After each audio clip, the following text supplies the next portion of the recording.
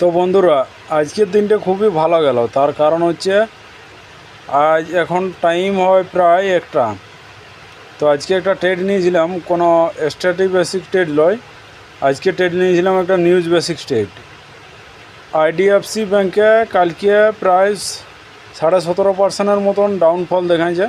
তার একটাই কারণ হচ্ছে 560 করোড়ের একটা ফ্রড কেস নিউজ সামনে আসছে। তার কারণে মার্কেট প্রায় 17% মুভমেন্ট দিয়ে নিয়েছে অলরেডি কালকে।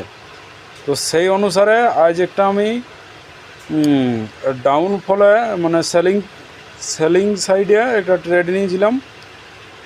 কোনো স্ট্র্যাটেজি বেসিক না, কিছু বেসিক্স না করে শুধুমাত্র নিউজের উপর ভিত্তি করে আজকে একটা ট্রেড নিয়েছিলাম। নিউজের উপর ভিত্তি করে আজকে একটা ট্রেড নিয়েছিলাম।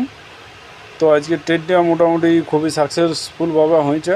ট্রেডটাতে প্রায় 1250 টাকার মতো প্রফিট এসেছে। তো মুদ্রার কথা হচ্ছে এটাই যে নিউজ বেসিক ট্রেড নিলে অনেক সময়